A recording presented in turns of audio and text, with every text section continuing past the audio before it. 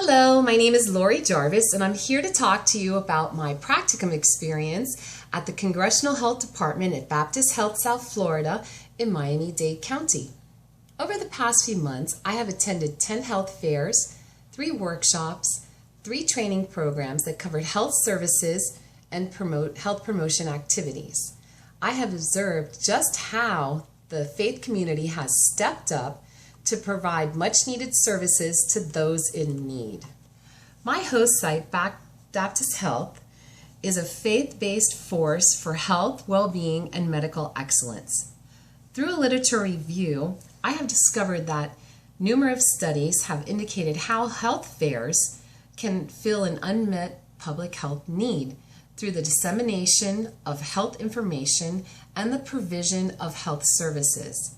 Additionally, the community health partners, such as the faith community, can have a significant impact on both the individual and community capacity by increasing health knowledge, self-sufficiency through a variety of activities such as outreach, community education, informal counseling, social support, and advocacy, all of which is the purpose behind a faith-based community health outreach. The next slide covers the practicum's purpose. This practicum study central focus was closing the gaps in access to health services by creating healthy communities by way of a health-faith model.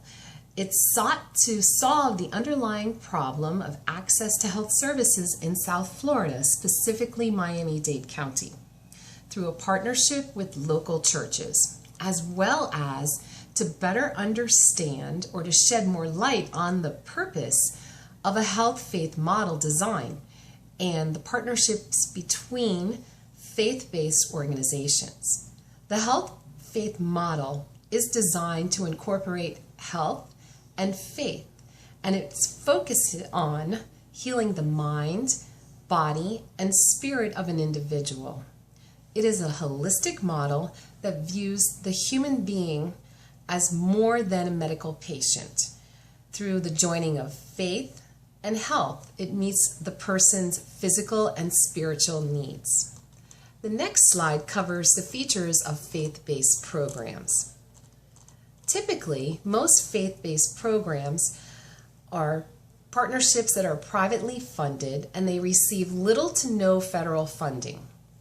They are health ministries within local congregations focused on both healing and health, combining ancient traditions of Christian community and the knowledge and tools of a modern health care. They partner between public health sectors, and they are significant allies in public health.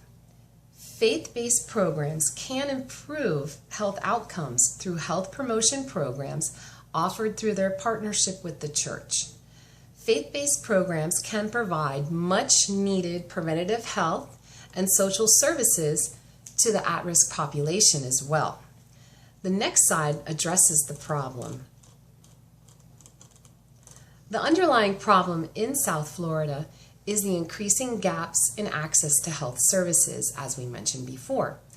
As many residents do not have health insurance, they do not qualify for state-funded Medicaid, or they cannot afford to pay for individual coverage through the health insurance marketplace. Consequently, this population may skip necessary health screenings or costly medical appointments because of their inability to pay, thus resulting in chronic health conditions to go untreated and those who are predisposed to chronic disease to go unscreened. The next slide covers the solution.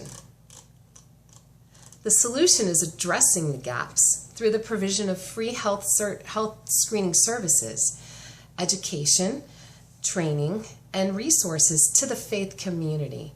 By helping the faith community to organize and sustain their own health programs according to their own culture and needs. After all, they are a significant potential reach. They do have a significant potential reach, as aforementioned. But by providing health access to health services to assist those in need, gaining entry into the healthcare system through the faith community, providing information to people to make healthy lifestyle choices. Ultimately, this helps the population to improve their overall physical, social, and mental health status, to prevent disease and disability, and that's through the detection and treatment of serious health conditions. The next slide covers the program's accomplishments. I have witnessed more than 500 community members receive free health screenings and health services through the health fair offerings at church partners. Community members have new resources who can deliver practical and spiritual support from the volunteers who received care team and bereavement care training. The Empower to Serve workshop activities will reach communities through the education received and passed on by church members. Faith communities now have first responders who will be able to save lives through the hands-only CPR training that they received at the Empower to Serve workshop. Additionally, community members will now have a solid support group system according to their culture and their needs, where they can receive encouragement and support needed to help them to make healthy lifestyle changes. The next slide covers my recommendations. Unfortunately, many of the church partners do not have the necessary resources to get the word out to the general population about their health fair activities provided at their churches. The church does have a potential for reach.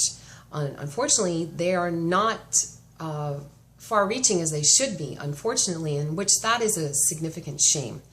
My recommendation that I've included to aid in improving is this problem would involve teaching church partners how to use strategic management strategies to build capacity so that their faith ministry truly reaches those who are in need.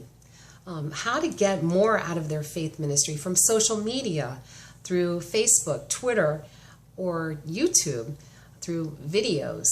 That's just to name a few, as well as teaching church partners how to incorporate activities to strengthen their knowledge, abilities, and skills, as well as behavior of individuals to improve their institutional structures and processes. Well, with that said, that concludes my presentation on faith, health, community outreach. In closing, I would like to thank you for your time and your attention. May you always be in good health and enjoy life to the fullest. Amen.